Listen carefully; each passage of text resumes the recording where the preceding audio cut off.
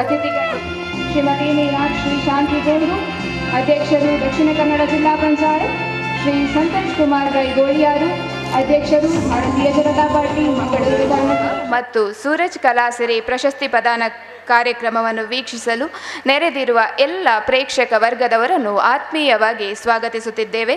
ಎಲ್ಲರಿಗೂ ಶುಭ ಸಾಯಂಕಾಲ.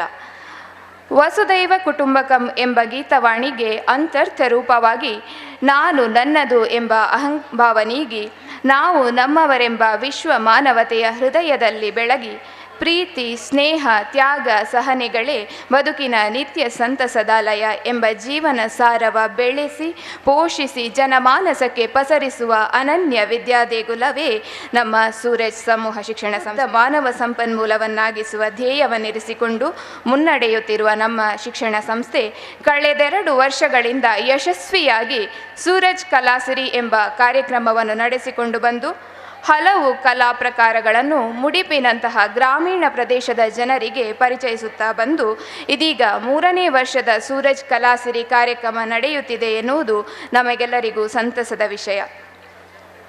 ನಿನ್ನೆಯಿಂದ ಇಲ್ಲಿವರೆಗೆ ವಿಜೃಂಭಣೆಯಿಂದ ಕರ್ನಾಟಕ ಕಲಾದರ್ಶನ ಎಂದು ಅನಾವರಣಗೊಂಡ ಸೂರಜ್ ಕಲಾಸಿರಿ ಸಮಾರೋಪದತ್ತ ಹೆಜ್ಜೆ ಇಡುತ್ತಿದೆ. ಈ ವರ್ಷದ ಕಲಾಸಿರಿ ಪ್ರಶಸ್ತಿಗೆ ಪಾತ್ರರಾಗಿದ್ದಾರೆ ಖ್ಯಾತ ಚಲನಚಿತ್ರ, ಕಿರುತೆರೆ ಹಾಗೂ ರಂಗಭೂಮಿ ಕಲಾವಿದರಾಗಿರುವಂತಹ ಶ್ರೀ ರಮೇಶ್ ಭಟ್ ಇವರು. ಹಾಗೆಯೇ ಸೂರಜ್ ಸೇವಾ ಪ್ರಶಸ್ತಿಗೆ ಭಾಜನರಾಗಿದ್ದಾರೆ ಪ್ರೊಫೆಸರ್ ಅಮೃತ ಸೋಮೇಶ್ವರ ಇವರು. ಹಾಗೂ ವೇದಿಕೆಯಲ್ಲಿರುವ ಎಲ್ಲ ಗಣ್ಯರು ಈ ಕಾರ್ಯಕ್ರಮಕ್ಕೆ ಸಾಕ್ಷಿಯಾಗಲಿದ್ದಾರೆ. ಭಾರತೀಯ ಸಂಸ್ಕೃತಿಯಲ್ಲಿ ಯಾವುದೇ ಕಾರ್ಯಕ್ರಮವನ್ನು ಆರಂಭಿಸುವ ಮೊದಲು ಅದರ ಯಶಸ್ಸಿಗಾಗಿ ದೇವರನ್ನು ಪ್ರಾರ್ಥಿಸುವುದು ರೂಢಿ. ಇದೀಗ ಪ್ರಾರ್ಥನೆ ನಮ್ಮ ಶಾಲಾ ವಿದ್ಯಾರ್ಥಿಗಳಿಂದ. ಆನಂದಮಯ ಈ ಜಗರ್ದಯ ಏತಕ್ಕೆ ಭಯ ಮಾಡೋ ಸೂರ್ಯೋದಯ ಚಂದ್ರೋದಯ ದೇವರ ದಯೆ ಕಾಣೋ ಆನಂದಮಯ ಈ ಜಗರ್ದಯ. ಬಿಸಿಲಿದು ಬರಿ ಬಿಸಿಲಲ್ಲವೋ ಸೂರ್ಯನ ಕೃಪೆ ಕಾಣೋ ಸೂರ್ಯನು ಬರಿ ರವಿಯಲ್ಲವೋ ಆ ಭ್ರಾಂತಿಯ ಮಾಡೋ ಆನಂದಮಯ ಈ ಜಗರ್ದಯ ಏತಕ್ಕೆ ಭಯ ಮಾಡೋ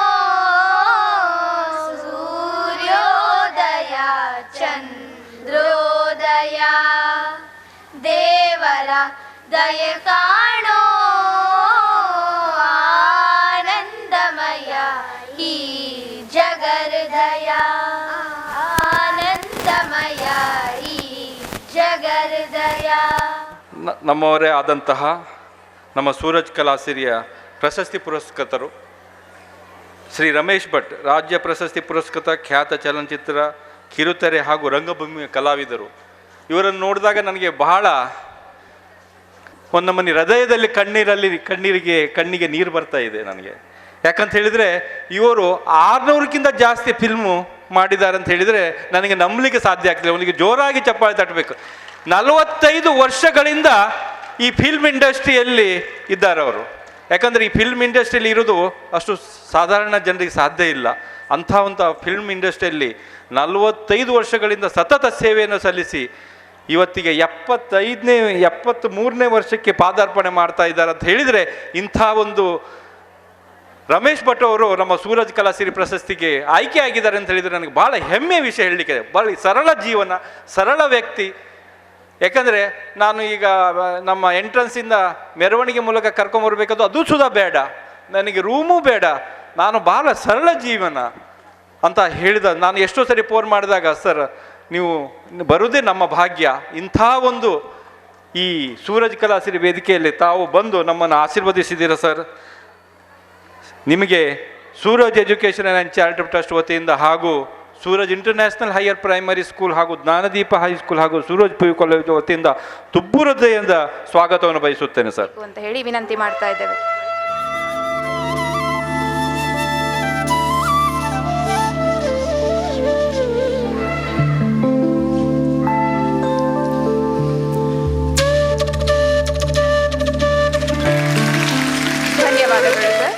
ಮುಂದೆ ನಮ್ಮೊಂದಿಗಿದ್ದಾರೆ ಶ್ರೀ ಸಂತೋಷ್ ಕುಮಾರ್ ರೈಬೋಳಿಯಾರು, ಅಧ್ಯಕ್ಷರು ಭಾರತೀಯ ಜನತಾ ಪಾರ್ಟಿ ಮಂಗಳೂರು ವಿಧಾನಸಭಾ ಕ್ಷೇತ್ರ. ಇವರನ್ನು ಹೂಗುಚ್ಛದೊಂದಿಗೆ ಸ್ವಾಗತಿಸಬೇಕು ಅಂತ ಹೇಳಿ ನಮ್ಮ ಕಾಲೇಜಿನ ಪ್ರಾಂಶುಪಾಲರಾದಂತಹ ಶ್ರೀ ಮುಖೇಶ್ ಕುಮಾರ್ ಇವರಲ್ಲಿ ವಿನಂತಿ ಮಾಡ್ತಾ ಇದ್ದೇವೆ.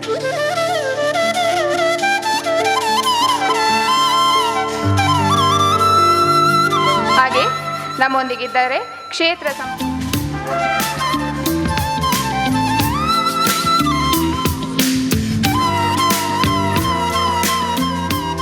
ಮುಂದೆ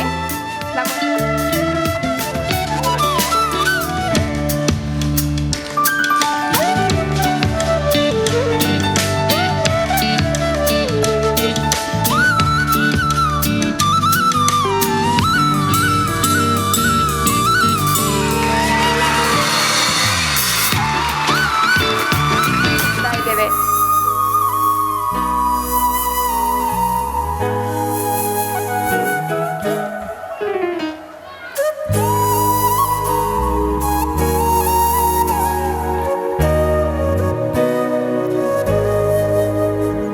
ಸಾಧ್ಯವಿದೆ. ಅಂತಹ ಒಂದು ಕಲಾಕ್ಷೇತ್ರದಲ್ಲಿ ವಿಶೇಷ ಸಾಧನೆ ತೋರಿದ ವ್ಯಕ್ತಿಗೆ ಕಳೆದೆರಡು ವರ್ಷಗಳಿಂದ ನಮ್ಮ ಶಿಕ್ಷಣ ಇದೀಗ 3ನೇ ವರ್ಷದ ಕಲಾಸಿರಿ ಪ್ರಶಸ್ತಿಗೆ ಆಯ್ಕೆಯಾಗಿದ್ದಾರೆ. ರಾಜ್ಯ ಪ್ರಶಸ್ತಿ ಪುರಸ್ಕೃತ ಖ್ಯಾತ ಚಲನಚಿತ್ರ, ಕಿರುತೆರೆ ಹಾಗೂ ರಂಗಭೂಮಿ ಕಲಾವಿದರಾದಂತಹ ಶ್ರೀ ರಮೇಶ್ ಭಟ್ರಿಂದ ಕಾಯುತ್ತಿರುವ ಕಲಾಸಿರಿ ಪ್ರಶಸ್ತಿ ಪ್ರದಾನ ಕಾರ್ಯಕ್ರಮ ನಡೆಯಲಿದೆ. Educational and charitable trust registered ಇದರ ಅಧ್ಯಕ್ಷರಾದ Rotarian PHF doctor Manjunath S Revankar ಅವರ ಅಧ್ಯಕ್ಷತೆ ಹಾಗೂ ಅತಿಥಿ ಗಣ್ಯರ ಉಪಸ್ಥಿತಿಯಲ್ಲಿ ಖ್ಯಾತ ಚಲನಚಿತ್ರ, ಕಿರುತೆರೆ ಹಾಗೂ ರಂಗಭೂಮಿ ಕಲಾವಿದ, ಕರ್ನಾಟಕ ರಾಜ್ಯ ಪ್ರಶಸ್ತಿ ಪುರಸ್ಕೃತ ಶ್ರೀ ರಮೇಶ್ ಭಟ್ ಅವರಿಗೆ ಗೌರವಪೂರ್ವಕವಾಗಿ ಪ್ರದಾನ ಮಾಡಿದ ಸೂರಜ್ ಕಲಾಸಿರಿ ಪ್ರಶಸ್ತಿ ಪ್ರದಾನ.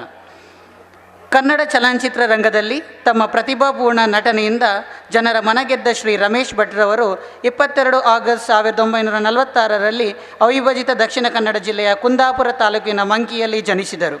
ಮೂಲತಃ ಕರಾವಳಿ ಕರ್ನಾಟಕದವರಾದ ಇವರು ಕನ್ನಡ ಚಿತ್ರರಂಗ, ಕಿರುತೆರೆ ಹಾಗೂ ರಂಗಭೂಮಿಯಲ್ಲಿ ತಮ್ಮ ಉತ್ತಮ ನಟನೆಯಿಂದ ಜನಪ್ರಿಯ ಗಳಿಸಿದ್ದು ಇವರ ಹೆಗ್ಗಳಿಕೆ. 1974ರಲ್ಲಿ ತೆರೆಕಂಡ ಖ್ಯಾತ ಸಾಹಿತಿಗಳಾದ ಶ್ರೀ ಪೂರ್ಣಚಂದ್ರ ತೇಜಸ್ವಿಯವರ ಕತೆ ಆಧಾರಿತ ಅಬಚೂರಿನ ಪೋಸ್ಟ್ ಆಫೀಸು ಇವರು ನಟಿಸಿದ ಪ್ರಥಮ ಚಿತ್ರ. ಅನಂತರ ಮುಖ್ಯವಾಗಿ ಮಿಂಚಿನ ಓಟ, ಜೀವನ ಚಕ್ರ, ಅಶ್ವಮೇಧ, ಕುಮಾರರಾಮ, ಗಣೇಶ ಸುಬ್ರಹ್ಮಣ್ಯ, ಆಕ್ಸಿಡೆಂಟ್, ಒಂದು ಮುತ್ತಿನ ಕತೆ, ಕರುಣಾಮಯಿ, ಜೋಗಿ, ಗಣೇಶನ ಮದುವೆ ಹೀಗೂ 500ಕ್ಕೂ ಮಿಕ್ಕಿದ ಚಲನಚಿತ್ರಗಳಲ್ಲಿನ ಇವರ ನಟನೆಯನ್ನು ಕನ್ನಡಿಗರು ನಿರಂತರವಾಗಿ ನೆನೆಯುತ್ತಿರುತ್ತಾರೆ. ಹಿರಿತೆರೆ, ಕಿರುತೆರೆ ಹಾಗೂ ರಂಗಭೂಮಿ ಕಲಾವಿದರಾಗಿ ಕನ್ನಡ ಚಿತ್ರರಂಗಕ್ಕೆ ಇವರು ಸಲ್ಲಿಸಿದ ಸೇವೆ ಅಸಾಮಾನ್ಯವಾದುದು. ಸರಳ ಸಜ್ಜನಿಕೆಗೆ ಹೆಸರಾದ ಇವರು BV Karanth, Parvathavani, NS Venkatram, BN Nani, Prasanna ಹೀಗೆ ಹಲವಾರು ಕನ್ನಡ ಚಿತ್ರರಂಗದ ಪ್ರಖ್ಯಾತ ನಿರ್ದೇಶಕರೊಂದಿಗೆ ದುಡಿದು ಸೈ ಎನಿಸಿಕೊಂಡಿದ್ದ ತಮ್ಮ ಅಭೂತಪೂರ್ವ ನಟನೆಗೆ ಕರ್ನಾಟಕ ರಾಜ್ಯ ಪ್ರಶಸ್ತಿಯನ್ನು ಪಡೆದ ಇವರು ಕನ್ನಡ ಚಲನಚಿತ್ರರಂಗಕ್ಕೆ ಸಲ್ಲಿಸಿದ ಸೇವೆಗೆ 2010ರ ಕರ್ನಾಟಕ ರಾಜ್ಯೋತ್ಸವ ಪ್ರಶಸ್ತಿಯನ್ನು ಕೂಡ ಪಡೆದಿರುತ್ತಾರೆ. 2018ರಲ್ಲಿ ಕನ್ನಡ ಸಾಹಿತ್ಯ ಪರಿಷತ್ತಿನಿಂದ ಡಾಕ್ಟರ್ ವಿಷ್ಣುವರ್ಧನ್ ಕಲಾದತ್ತಿ ಪ್ರಶಸ್ತಿಯನ್ನು ಪಡೆದಿರುವ ಇವರು ತಾವು ನಟಿಸಿದ ಚಂದನವನ್ ಹಿಂದಿ ಚಿತ್ರದ ನಟನೆಗೆ ಮುಂಬಯಿಯಲ್ಲಿ ನಡೆದ ಪ್ರತಿಷ್ಠಿತ ಮೂನ್ಲೈಟ್ಸ್ ಫಿಲಂ ಇಂಟರ್ನ್ಯಾಷನಲ್ ಫಿಲ್ಮ್ ಫೆಸ್ಟ್ ಕಾರ್ಯಕ್ರಮದಲ್ಲಿ ಅತ್ಯುತ್ತಮ ನಟ ಪ್ರಶಸ್ತಿ ಪಡೆದಿರುವುದು ಇವರ ಅಸಾಮಾನ್ಯ ಪ್ರತಿಭೆಗೆ ಸಂದ ಗೌರವ. ಕನ್ನಡ ರಂಗಭೂಮಿ ಹಾಗೂ ಚಲನಚಿತ್ರ ರಂಗದಲ್ಲಿನ ಇವರ ಅತ್ಯುತ್ತಮ ಸಾಧನೆಯನ್ನು ಪರಿಗಣಿಸಿ ಕರ್ನಾಟಕ ರಾಜ್ಯ ಪ್ರಶಸ್ತಿ ಪುರಸ್ಕೃತ ಶ್ರೀ ರಮೇಶ್ ಭಟ್ ಇವರಿಗೆ 2019ನೇ ಸಾಲಿನ ಸೂರಜ್ ಕಲಾಸಿರಿ ಪ್ರಶಸ್ತಿಯನ್ನು ನೀಡಿ ಗೌರವಿಸುತ್ತಿದ್ದೇವೆ.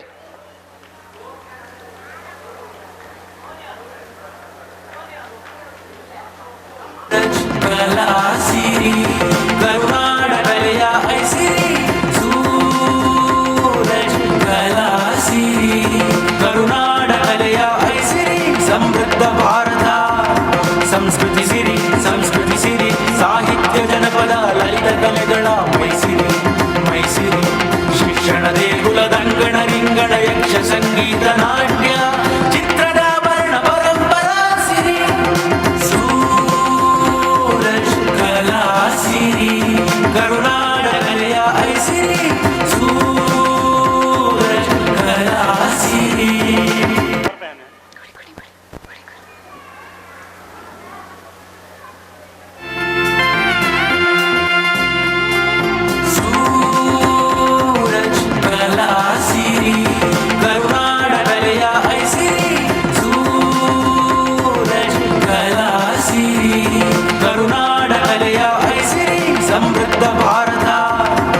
ಸಂಸ್ಕೃತಿ ಸಿರಿ ಸಾಹಿತ್ಯ ಜನಪದ ಲಲಿತ ಕಲೆಗಳ ಮೈಸಿರಿ ಶಿಕ್ಷಣ ದೇಗುಲದಂಗಣ ರಿಂಗಣ ಯಕ್ಷ ಸಂಗೀತ ನಾಟ್ಯ ಚಿತ್ರದ ವರ್ಣ ಪರಂಪರಾ ಸಿರಿ ಸೂರಜ್ ಕಲಾ ಸಿರಿ ಸೂರಜ್ ಕಲಾ ಸಿರಿ ಕರುನಾಡ ಕಲೆಯ ಐಸಿರಿ ಸಮೃದ್ಧ ಭಾರತ ಸಂಸ್ಕೃತಿ ಸಿರಿ ತುಳು ಭಾಷೆಯ ಸಂಶೋಧನೆ ಭಾಷಾ ಅಭಿವೃದ್ಧಿಗೆ ಅಪಾರ ಕೊಡುಗೆಯನ್ನು ನೀಡಿರುವ ಡಾಕ್ಟರ್ ಅಮೃತ್ ಸೋಮೇಶ್ವರ್ ಅವರು 1935ರಲ್ಲಿ ಜನಿಸಿದರು. ತುಳು ಭಾಷೆಯಲ್ಲಿರುವ ತಮ್ಮ ಹಲವಾರು ಕೃತಿಗಳನ್ನು ಕನ್ನಡಕ್ಕೆ ಅನುವಾದಿಸಿದ ಹಿರಿಮೆ ಇವರದು. ಇದರಲ್ಲಿ ಪರ್ತನಾಸ ಮತ್ತು ಬಮಕುಮಾರ ಸಂಧಿ ಕನ್ನಡಕ್ಕೆ ಅನುವಾದಗೊಂಡಿರುವ ಪ್ರಮುಖ ಕೃತಿಗಳು. 7 ತುಳು ನಾಟಕಗಳನ್ನು ಬರೆದಿರುವ ಸೋಮೇಶ್ವರ್ ಅವರ ತಂಬಿಲ ಮತ್ತು ರಂಗಿತ ಪ್ರಮುಖ ಕಾವ್ಯ ಸಂಕಲನಗಳು. ಕರ್ನಾಟಕ ತುಳು ಸಾಹಿತ್ಯ ಅಕಾಡೆಮಿ ಪ್ರಶಸ್ತಿ, ಕರ್ನಾಟಕ ರಾಜ್ಯೋತ್ಸವ ಪ್ರಶಸ್ತಿ, ತುಳ್ಳೂರು ಕನಕ ಅನ್ನಯ್ಯ ಶೆಟ್ಟಿ ಪ್ರಶಸ್ತಿ ಮತ್ತು ಕನ್ನಡ ಸಾಹಿತ್ಯ ಪರಿಷತ್ತಿನ ಶತಮಾನೋತ್ಸವ ಪ್ರಶಸ್ತಿ, ರಾಷ್ಟ್ರಕವಿ ಗೋವಿಂದ ಪೈ ಸ್ಮಾರಕ ಪ್ರಶಸ್ತಿ ಸೇರಿದಂತೆ ಹಲವು ಪ್ರಶಸ್ತಿಗಳು ಈಗಾಗಲೇ ಸೋಮೇಶ್ವರ್ ಅವರ ಮುಡಿಗೇರಿದೆ. ಇವರ ಸಾಹಿತ್ಯ ಸೇವೆಯನ್ನು ಗುರುತಿಸಿ ಬಹಳಷ್ಟು ಪ್ರಶಸ್ತಿಗಳು ಸಂದಿದ್ದರೂ ಕೇಂದ್ರ ಸಾಹಿತ್ಯ ಅಕಾಡೆಮಿಯ ಭಾಷಾ ಸನ್ಮಾನ್ ಪ್ರಶಸ್ತಿ ಉಲ್ಲೇಖನೀಯ. ತುಳು ಭಾಷೆ ಹಾಗೂ ಸಾಹಿತ್ಯಕ್ಕೆ ನೀಡಿರುವ ಅಸಾಮಾನ್ಯ ಕೊಡುಗೆಯನ್ನು ಪರಿಗಣಿಸಿ ಖ್ಯಾತ ತುಳು ವಿದ್ವಾಂಸ ಹಾಗೂ ಬರಹಗಾರ ಡಾಕ್ಟರ್ ಅಮೃತ್ ಸೋಮೇಶ್ವರ್ ಅವರಿಗೆ 2019ನೇ ಸಾಲಿನ ಸೂರಜ್ ಸೇವಾ ಪ್ರಶಸ್ತಿಯನ್ನು ನೀಡಿ ಗೌರವಿಸುತ್ತಿದ್ದೆ. ನಾನು ಸಾಹಿತಿ ಅಲ್ಲ, ರಾಜಕಾರಣಿ ಅಲ್ಲ, ವಿದ್ಯಾವಂತನೂ ಅಲ್ಲ. ನಾನು ಶಾಲೆಯಲ್ಲಿ ಓದುವಾಗ ತೇರ್ಗಡೆ ಆಗುವುದಕ್ಕೆ 100ಕ್ಕೆ 35 ಅಂಕಗಳನ್ನು ಪಡೆಯಲೇಬೇಕಿತ್ತು. ಆದರೆ ನಾನು ತೆಗೆದುಕೊಳ್ತಾ ಇದ್ದಿದ್ದ ಅಂಕಗಳು ಕೇಳಿದ್ರೆ ನಗು ಬರ್ಬೋದು ನಿಮಗೆ, ನಗರಿ ಪರವಾಗಿಲ್ಲ. ಆಗಲೂ ಎಲ್ಲ ನಕ್ಕಿದ್ರು, ನೀವು ಒಂದು ಸಾರಿ ನಕ್ಬಿಡಿ.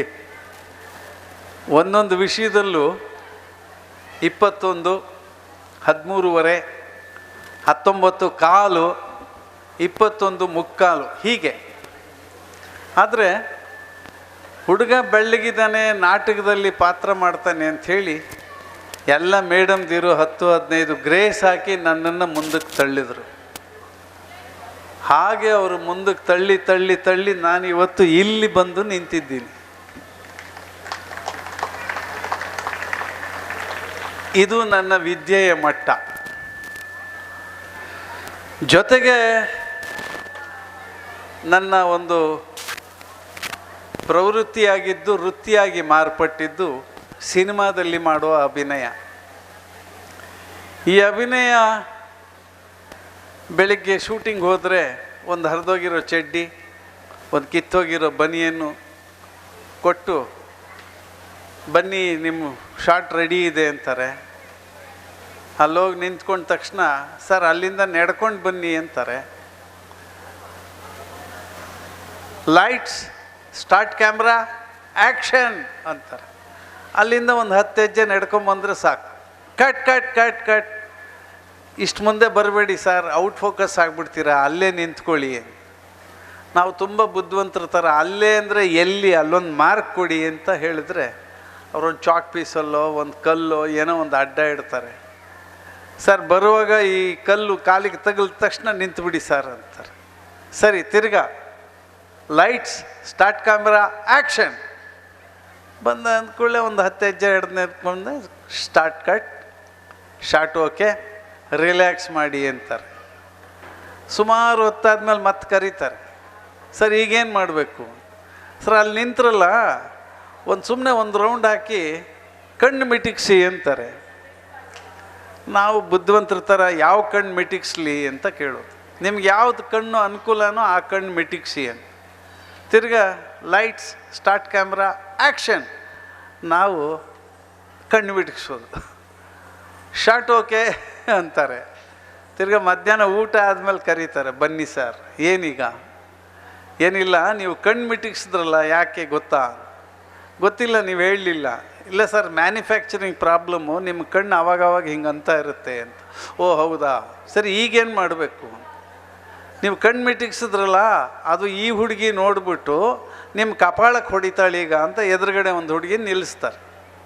ಆ ಹುಡುಗಿಗೆ ಕಪಾಳಕ್ಕೆ ಹೊಡೆಯೋಕ್ಕೆ ಬಂದರೆ ನನ್ನ ಪುಣ್ಯ, ಇಲ್ದಿದ್ರೆ ರಪ್ಪ ರಪ್ಪ ರಪ್ಪ ಬಾರಿಸ್ತಾನೆ ಇರ್ತಾಳೆ. ಸೊ ದವಡೆ ನೋವು ಮಾಡಿಕೊಂಡು ಮನೆಗೆ ಹೋಗೋದು, ಇದು ನನ್ನ ವೃತ್ತಿ ಈಗ ನಡೀತಾ ಇರುವಂಥದ್ದು. ಇದನ್ನೇ 45 ವರ್ಷದಿಂದ ಮಾಡ್ತಿದ್ದೇನೆ. ಬೇರೆ ಬೇರೆ ರೀತಿಯ ಪಾತ್ರಗಳು, ಮಧ್ಯದಲ್ಲಿ ನಮ್ಮನ್ನು ಹ್ಯಾಂಗ್ ಮಾಡೋದು, ವಿಷ ಕುಡಿಸೋದು, ಮನೆಯಿಂದ ಆಚೆ ಕಳಿಸೋದು, ಹೀಗೆ ಏನಪ್ಪ ಅಂದರೆ ನನ್ನ ಭಾಗ್ಯ, ನಾನು ಅಲ್ಲದ್ದೆಲ್ಲ ಆಗಿದ್ದೇನೆ. ನಾನು ಓದಿಲ್ಲ, ಇಂಗ್ಲೀಷ್ ಪ್ರೊಫೆಸರಾಗಿ ಕೆಲಸ ಮಾಡಿದ್ದೇನೆ. ನಾನು ಜಡ್ಜಲ್ಲ, ಜಡ್ಜಾಗಿ ಸುಮಾರು ಜನಕ್ಕೆ ಜೈಲಿಗೆ ಕಳಿಸಿದ್ದೇನೆ. ನಾನು ಡಾಕ್ಟ್ರಲ್ಲ, ಹಾರ್ಟು ಬ್ರೈನು ಎಲ್ಲ ಆಪ್ರೇಷನ್ ಮಾಡಿದ್ದೇನೆ.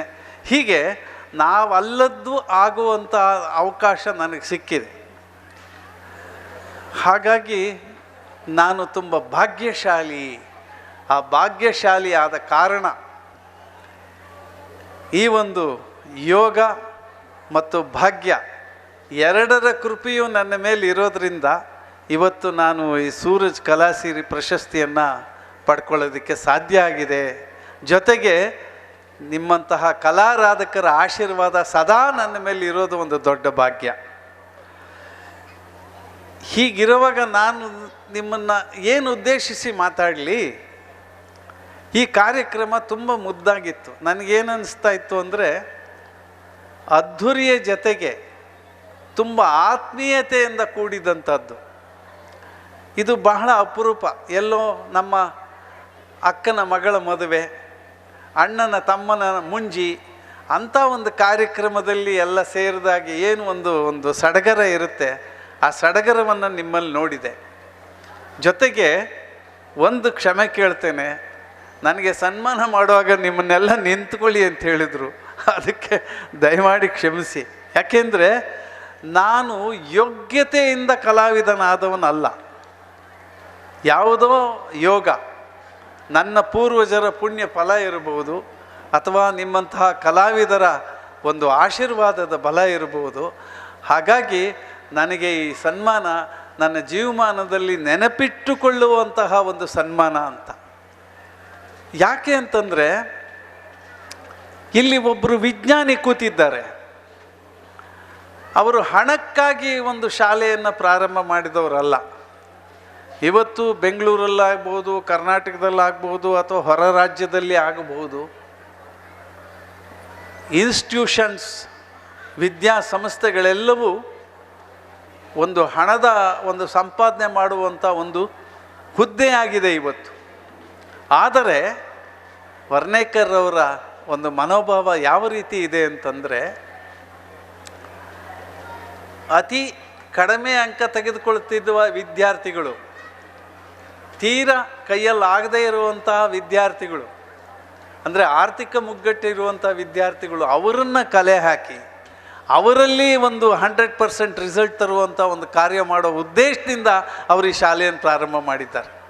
ಅದು ವಿಶೇಷ. ನೀವೊಂದು ಚಪ್ಪಾಳೆ ಹೊಡೆಯೋಕ್ಕಾಗಲ್ವ ಅವರಿಗೆ? ಹೊಡೀರಿ ಜೋರಾಗಿ.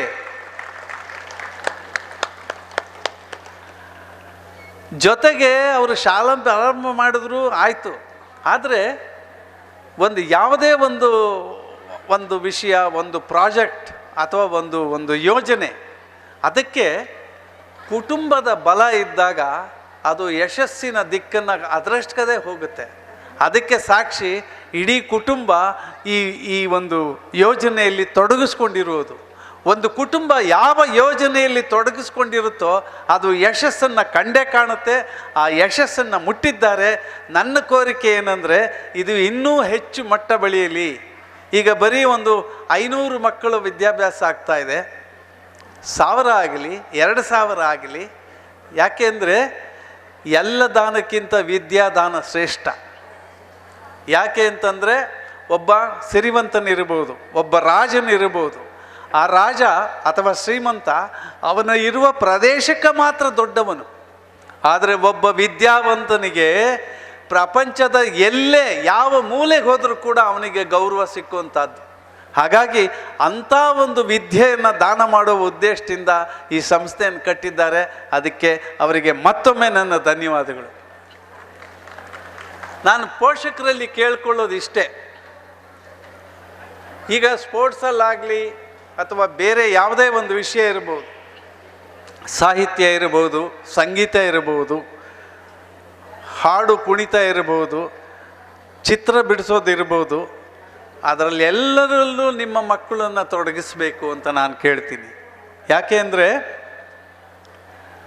ಬರೀ ವಿದ್ಯೆಯಿಂದ ಅವರು ಸಮಾಜದಲ್ಲಿ ಸೆಲೆಬ್ರಿಟಿ ಆಗೋದಕ್ಕೆ ಸಾಧ್ಯ ಇಲ್ಲ.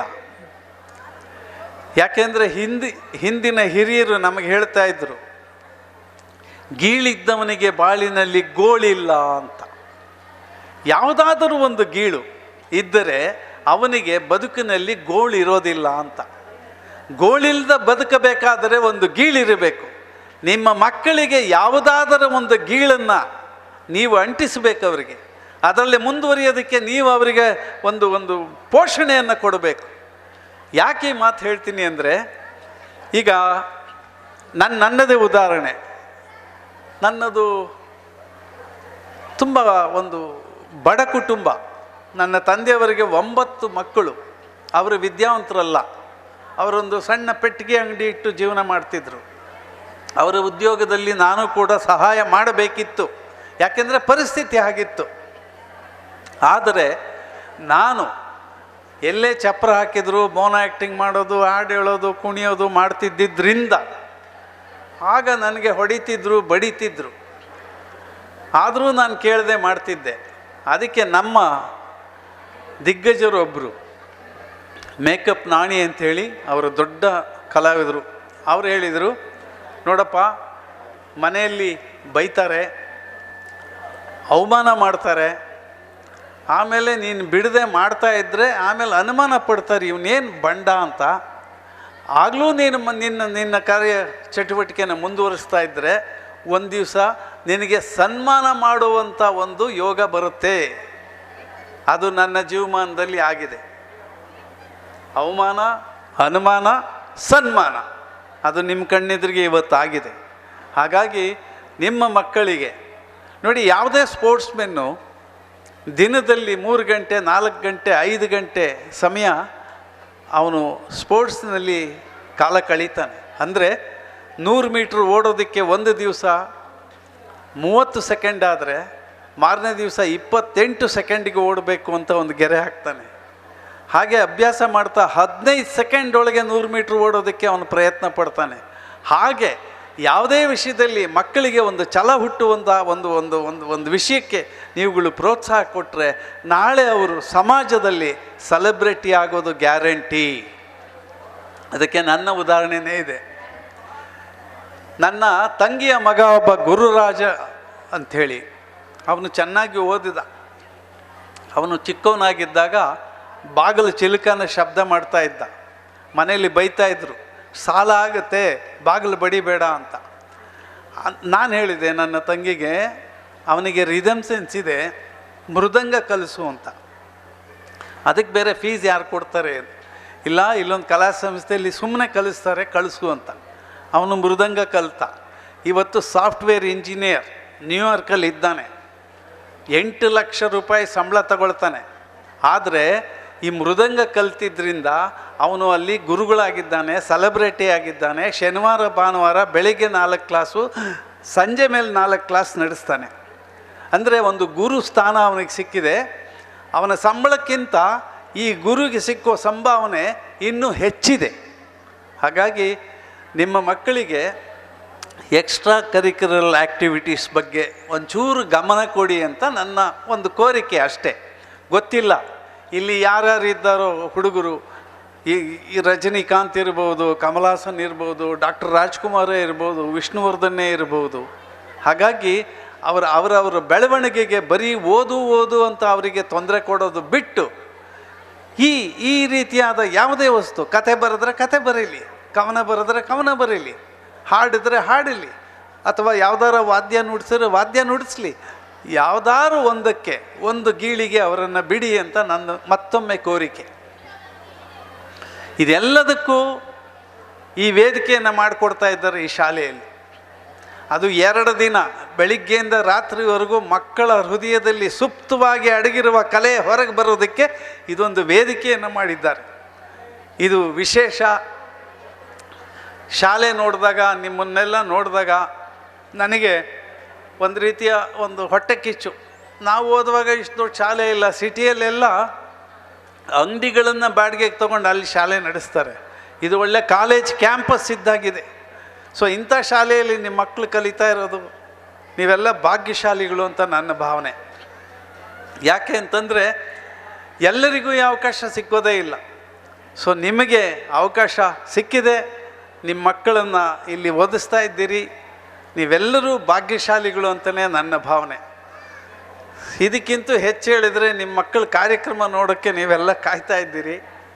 ನಾನು ಸನ್ಮಾನ ಪಡೋ ಸಂತೋಷಕ್ಕೆ ನನಗೆ ಏನು ಮಾತಾಡಬೇಕು, ಯಾವ ವಿಷಯ ಹೇಳಬೇಕು ಅನ್ನೋದೇ ಅರ್ಥ ಆಗ್ತಾ ಇಲ್ಲ. ನೀವೆಲ್ಲ ಮುಂದೆ ಕಾರ್ಯಕ್ರಮ ನೋಡಿ. ನಿಮ್ಮೆಲ್ಲರಿಗೂ ಶುಭವಾಗಲಿ. ಎಲ್ಲ ಗಣ್ಯರಿಗೂ ವಂದಿಸ್ತಾ ನನ್ನ 2 ಮಾತನ್ನು ಮುಗಿಸ್ತೀನಿ. ನಮಸ್ಕಾರ, ನಮಸ್ಕಾರ, ನಮಸ್ಕಾರ. ಬರೀ ಓದಿಗೆ ಮಾತ್ರ ಒತ್ತು ಕೊಡದೆ ಸಹಪಠ್ಯ ಚಟುವಟಿಕೆಗಳಲ್ಲಿ ಈ ಸಂಸ್ಥೆಯು ಅಗ್ರಸ್ಥಾನದಲ್ಲಿ ಉಳಿದಿದೆ. ಶ್ರೀಯುತ ಅಧ್ಯಕ್ಷರಾದ ಮಂಜುನಾಥ ರೇವಂಕರ್ ಅವರ ಒಂದು ಕನಸಿನ ಕೂಸು ಈ ಸೂರಜ್ ಕಲಾಸಿರಿ. ಇದು 3ನೇ ವರ್ಷದಲ್ಲಿ ಯಶಸ್ವಿಯಾಗಿ ನಡೆಯುತ್ತಾ ಇದೆ. ಇನ್ನು ಮುಂದೆಯೂ ಇದು ಯಶಸ್ವಿಯಾಗಿ ನಡೆದು ರಾಜ್ಯದಲ್ಲೇ ಪ್ರಥಮ ಸ್ಥಾನವನ್ನು ಪಡೆಯಲಿ ಅಂತ ಹೇಳುತ್ತಾ, ಸಾರ್ವಜನಿಕ ಶಿಕ್ಷಣ ಇಲಾಖೆಯ ಪರವಾಗಿ ಎಲ್ಲ ಶಿಕ್ಷಣ ಸಂಸ್ಥೆಯ ಎಲ್ಲ ಪದಾಧಿಕಾರಿಗಳಿಗೆ, ಸಂಸ್ಥೆಯ ಅಧ್ಯಾಪಕ ವೃಂದದವರಿಗೆ, ಮಕ್ಕಳಿಗೆ ಅಭಿನಂದನೆಯನ್ನು ಸಲ್ಲಿಸುತ್ತಾ, ಯಾವಾಗಲೂ ನಾವು ನೋಡುವಾಗ, ಯಾವುದಾದರೂ ಸಂದರ್ಶನಕ್ಕೆ ಹೋಗುವಾಗ ನಾವು ನೋಡೋದು ಏನಾದರೂ ತಪ್ಪುಗಳಿದೆಯಾ, ಏನು ಸರಿಪಡಿಸುವಂಥದ್ದಿದೆಯಾ ಅಂತ. ಆದರೆ ಈ ಸಂಸ್ಥೆಯಲ್ಲಿ ನಾವು ನೋಡುವಾಗ ಅತ್ಯುತ್ತಮವಾದ ಕೊಠಡಿಗಳು, ಗಾಳಿ ಬೆಳಕು ಬರುವಂಥ ಕೊಠಡಿಗಳ ವ್ಯವಸ್ಥೆ, ಬಿಸಿಯೂಟದ ವ್ಯವಸ್ಥೆ, ಇನ್ನಿತರ ಎಲ್ಲ ವ್ಯವಸ್ಥೆಗಳನ್ನು ಅಚ್ಚುಕಟ್ಟಾಗಿ ಮಾಡಿ A1 ಶಾಲೆ ಅಂತ ಈ ಸೂರಜ್ ಕಲಾ ಶಿಕ್ಷಣ ಸಂಸ್ಥೆಯು ಯಶಸ್ವಿಯಾಗಿ ನಡೆಯುತ್ತಿದೆ.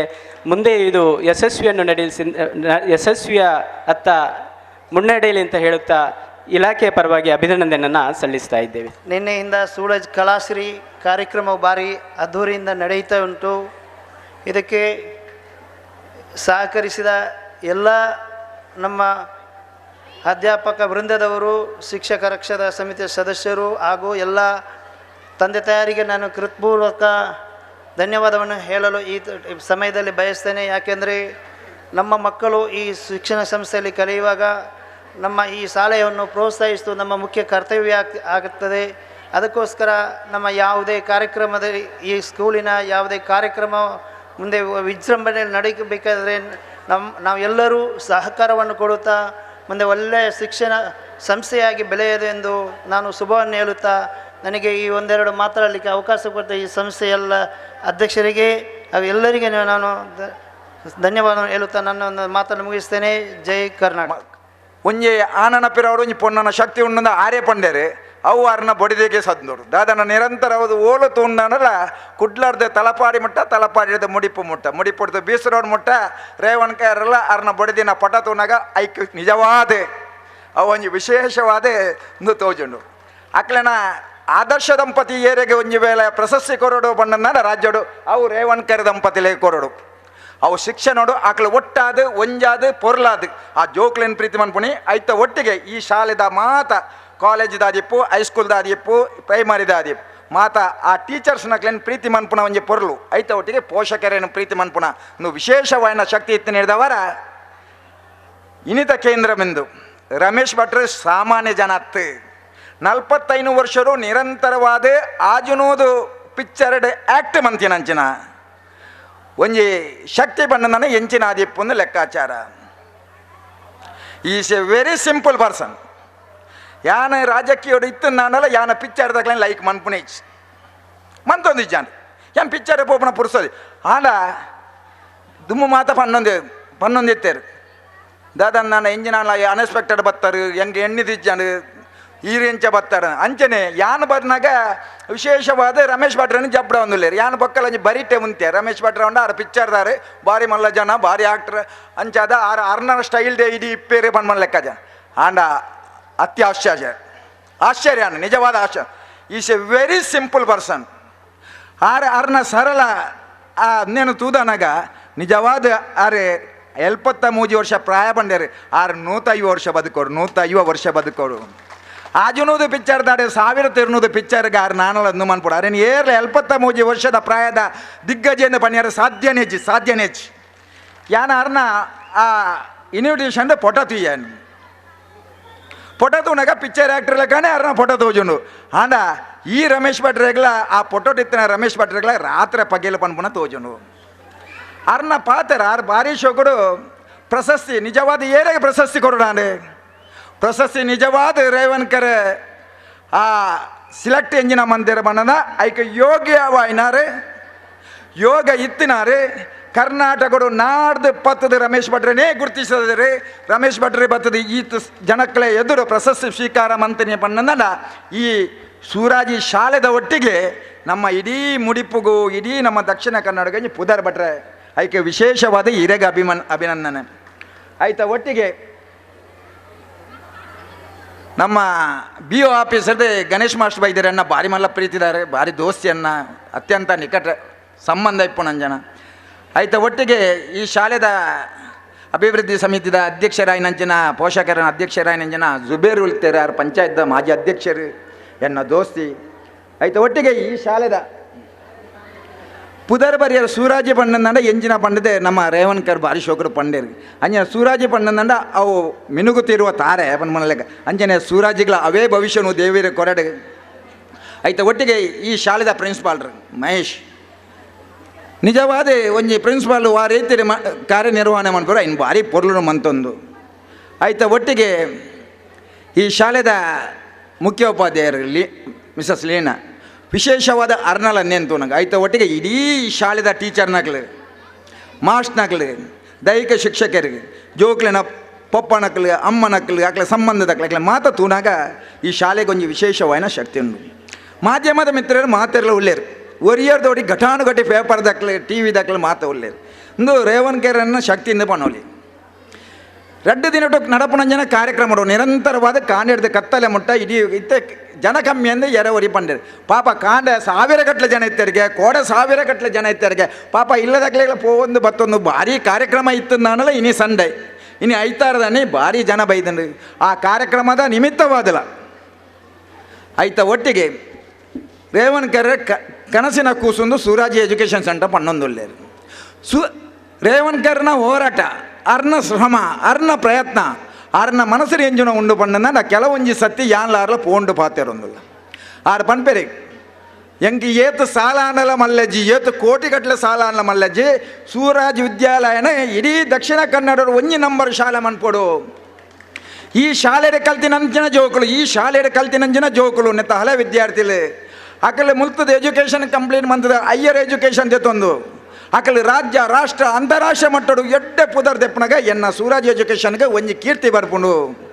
ಮುಲ್ತ ಬೋಯಿನಂಜಿನ ಜೋಕುಲು ಎಡ್ಡೆಡ್ಡೆ ಡಾಕ್ಟರ್ನಕ್ಲಾಡು ಎಡ್ಡೆಡ್ಡೆ ಇಂಜಿನಿಯರ್ನಕ್ಲಾಡು ಎಡ್ಡೆಡ್ಡೆ ಲಾಯರ್ನಕ್ಲಾಡು ಎಡ್ಡೆಡ್ಡೆ ರಾಜಕೀಯ ವ್ಯಕ್ತಿನಕ್ಲಾಡು ಸಮಾಜಡು ಎಡ್ಡೆಡ್ಡೆ ಸೇವೆ ಮನ್ಪುನ ಭಾಗ್ಯ ಬರ್ಪುನಂಜಿನ ವಿದ್ಯಾರ್ಥಿಲಾವಡು ಬ್ಯಾಂಕ್ದ ಮ್ಯಾನೇಜರ್ ಆವಡು ಪೊಲೀಸ್ ಅಧಿಕಾರಿಲಾವಡು ಆಯ್ತ. ಒಟ್ಟಿಗೆ ಎಡ್ಡೆಡ್ಡೆ ಬಿಸ್ನೆಸ್ ಮ್ಯಾನ್ನಕ್ಲಾವಡು ಪನ್ಪುನ ಕಣ ಕಟ್ಟುನಂಚಿನ ಈ ಶಾಲೆದ ಸಂಸ್ಥಾಪಕರು ಈ ಶಾಲೆ ನಡಪವನವರು ಅಂಚಿನ ಕಣ ಕಟ್ಟೊಂದುಳ್ಳೇರು ಆಯ್ತಾ. ಒಟ್ಟಿಗೆ ಆರು ಪನ್ಪೇರು ದಕ್ಷಿಣ ಕನ್ನಡ ಪಣ್ಣನ ಅವು ಕೋಮು ಇತ್ತಿನಂಚಿನ ಒಂಜಿ ದಕ್ಷಿಣ ಕನ್ನಡ ಆಣ ಮುಡಿಪದ ಸೂರಾಜಿ ಶಾಲೆಡೆ ಅವು ಸಾಮರಸ್ಯದ ಕೇಂದ್ರದ ಬದಲಾವಣೆ ಅವಡು ಐಕ್ಯ ಬರದೆ ಈ ಶಾಲೆಡೆ ಕಲ್ಪುನಂಚಿನ ಜೋಕುಲು ಹಿಂದೂ ಮುಸ್ಲಿಂ ಕ್ರಿಶ್ಚಿಯನ್ ಮಾತ್ರ ಒಂಜಾದು ಪ್ರತಿ ಒಂಜಿ ಧರ್ಮದ ಪ್ರತಿ ಒಂಜಿ ಮತದ ಜೋಕುಲ್ಲ ಈ ಶಾಲೆಡೆ ಕಲ್ಪೊಡು ಅಕ್ಳಿಗೆ ಸಾಮರಸ್ಯದ ಆ ಶಕ್ತಿ ಬರೋಡು ಐಕ್ಯ ಬರದೆ ಈ ಶಾಲೆಡೆ ಮುಸ್ಲಿಂ ಟೀಚರ್ನಕ್ಲೆ ಕ್ರಿಶ್ಚಿಯನ್ ಟೀಚರ್ನಕ್ಲೆ ಹಿಂದೂ ಟೀಚರ್ನಕ್ಲೆ ಒಟ್ಟಿಗೆ ಬಾರ್ದು ಕೆಲವೊಂಜೆಟ್ಟು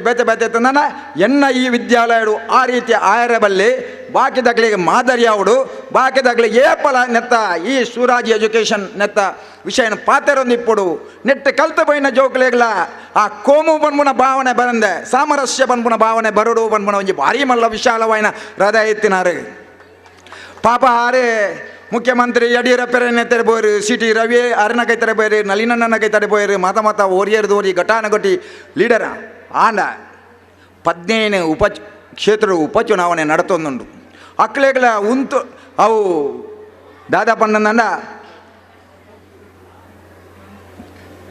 ಐಟಿ ಎನಿ ಕಾಸ್ಟ್ ಆ ಕ್ಷೇತ್ರವನ್ನು ಗೆಲ್ಪೋಡುಂದ ಆ ಲೀಡರ್ನಕ್ಲ ಅವಲಿಪ್ಪೋಡು ಮಾತೆರಗಳ ಎಡ್ಡೆ ಸಂದೇಶ ಕೊರಿಯರು ಸಿಟಿ ರವಿ ಕೋಟ ಪಂಪೇರು ಎಂಗೆ ಮುಡಿಪು ಬರಿಯರಾಪಚ್ಚಿ ಸಂತೋಷ್ ಆಂಡಲ ಯಾನ ಸಂದೇಶ ಎಡ್ಡೆ ಸಂದೇಶ ಕಡಪಡ್ದೆ ಆ ಸಂದೇಶ ಎಂಕು ಓದೆಯರು ನಳಿನನ್ನ ಇತ್ತೆ ಪಂಡರು ಯಾನೆ ಕೇರ್ನಗರಡುಲ್ಲೆ ಇಜಿಂದ ಮುಡಿಪುಗೆ ಇತ್ತೆ ಪೂರ್ತರು ಬರೋಡು ಅಂದು ಒಂದು ವೇಳೆ ಉಪಚುನಾವಣೆ ಆಗ್ತದನ ಮುಖ್ಯಮಂತ್ರಿಯನ್ನೆಲ್ಲ ಈ ಸಮಯಡು ಮೂಲ ಮುಡಿಪುಗೆ ತರ್ಪ ನೂದು ತರ್ಪವ ನಿಕ್ಲೆ ನೆನಪು ಮಾಡ್ಕೊಡು ಕರಿನ ನುವೇ ಕಾರ್ಯಕ್ರಮಡು ನುವೇ ವೇದಿಕೆಡು ಯಾನ್ ಪಂತೆ ಇತ್ತೆ ಕುಮಾರಸ್ವಾಮಿ ಮುಖ್ಯಮಂತ್ರಿ ಆದುಲ್ಲೇರೆ ನೆಕ್ಸ್ಟ್ ನಮ್ಮ ಪಕ್ಷದ ಯಡಿಯೂರಪ್ಪರು ಮುಖ್ಯಮಂತ್ರಿ ಆಪೇರೆ ಅರೇನೆ ಈ ಶಾಲೆಗೆ ಮುಖ್ಯ ಅತಿಥಿ ಅದೇ ಅಂಗ್ಲೆತೊಂದು ಬರ್ಪ ಅಂತ ಪಂಡದಿತ್ತೆ ಒಂಜು ವೇಳೆ ಇನಿ ಆ ಉಪಚುನಾವಣೆ ನಡಪುಜಿಂದ ಮುಖ್ಯಮಂತ್ರಿ ಇನಿ ಈ ವೇದಿಕೆರು ನೂದೆಗೆ ನೂದಿತ್ತಿದ್ದಾರೆ ಎಂಕ್ಲು ನೂದೆಗೆ ನೂದು ತರ್ಪವ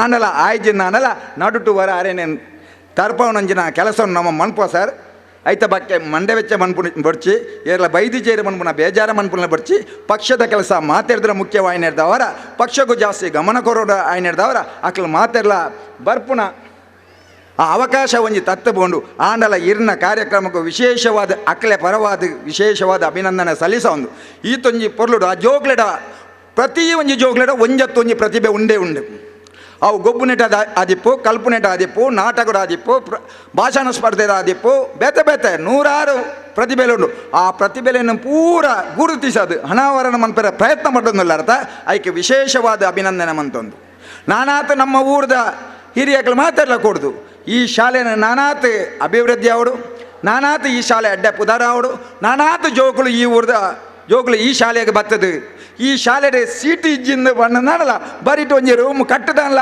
ಕೊರ್ಪುನಂಜಿನ ವ್ಯವಸ್ಥೆಯನ್ನು ಮನ್ಪೆರೇ ಬಣ್ಪುನ ವಿಶ್ವಾಸ ಇತ್ತು ನಡೆದವರ ಪಾಪ ಕೋಡೆ ಕಾಂಡೆ ಶುರುವಾಯಿನಂಜ ಕಾರ್ಯಕ್ರಮ ನಿರಂತರವಾದ ನಡತೊಂದುಂಡು ದೇವೇರ್ನ ಆಶೀರ್ವಾದರು ಈ ಜೋಕ್ಲಿನ ಹಿರಿಯಕ್ಲಿನ ಮಾತೆರ್ನ ಆಶೀರ್ವಾದರು ಈರು ಮನ್ಪುನಂಜನ ಕಾರ್ಯಕ್ರಮ ಯಶಸ್ವಿ ಆವಡೆ ಮುಂದಿನ ದಿನಗಳಲ್ಲಿ ದಕ್ಷಿಣ ಕನ್ನಡ ಜಿಲ್ಲೆಯಲ್ಲಿ ಪ್ರಥಮ ಸ್ಥಾನವನ್ನು ಬರೆಸುವಂತಹ ಒಂದು ಕೆಲಸ ಸೂರಜ್ ಇಂಟರ್ನ್ಯಾಷನಲ್ ಶಾಲೆ ಮಾಡಲಿಕ್ಕೆ ನಾನು ದೇವರ ಹತ್ರ ಪ್ರಾರ್ಥನೆ ಮಾಡ್ತೇನೆ. ನಿಮ್ಮ ಸಹಕಾರ, ನಿಮ್ಮೆಲ್ಲರ ಅಭಿಮಾನ ಅದೇ ನನ್ನ ಒಂದು ಶಕ್ತಿ. ಮುಂದಿನ ದಿನಗಳಲ್ಲಿ ಸೂರಜ್ ಕಲಾಸಿರಿ ಇಡೀ ಕರ್ನಾಟಕ ಅಲ್ಲ, ಇಡೀ ಇಂಡಿಯಾಗೆ ಪಸರಿಸುವಂಥ ಒಂದು ಕೆಲಸ ನಮ್ಮ ಸೂರಜ್ ಕಲಾಸಿರಿಯಿಂದ ಆಗಲಿ ಅಂತ ಹೇಳಿ ಹೆಮ್ಮೆಯಿಂದ ಹೇಳಿ ನನ್ನ ಮಾತನ್ನು ಇಲ್ಲಿಗೆ ಆರಂಭವಾದ ಸೂರಜ್ ಕಲಾಸಿರಿಯು ಯಶಸ್ವಿಯಾಗಿ ನಡೆಯುತ್ತಾ ಸಮಾರೋಪಕ್ಕೆ ಬಂದು ತಲುಪಿದೆ. ವಿಶ್ವದ ಅತ್ಯುತ್ತಮ ಹಾಗೂ ಸುಂದರವಾದ ವಸ್ತುಗಳನ್ನು ನೋಡಲು ಅಥವಾ ಮುಟ್ಟಲು ಸಾಧ್ಯವಿಲ್ಲ. ಅವುಗಳನ್ನು ಹೃದಯದಿಂದಲೇ ಅನುಭವಿಸಬೇಕು. ಅದರಲ್ಲಿ ಧನ್ಯವಾದವೂ ಒಂದು. ಇಂದಿನ ಸೂರಜ್ ಕಲಾಸಿರಿಯ ಸಮಾರೋಪ ಮತ್ತು ಪ್ರಶಸ್ತಿ ಪ್ರದಾನದ ಸ್ಮರಣೀಯ ಹಾಗೂ ಯಶಸ್ವಿ ಕಾರ್ಯಕ್ರಮಕ್ಕೆ ಸಾಕ್ಷಿಯಾದ ಎಲ್ಲ ಗಣ್ಯರಿಗೂ ಧನ್ಯವಾದಗಳನ್ನು ಪ್ರಸ್ತಾಪಿಸುವ ಅವಕಾಶ ನನಗೆ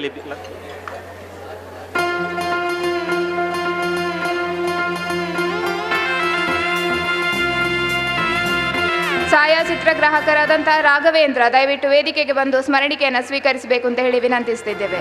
ಸೂರಜ್ ಕಲಾಸಿರಿ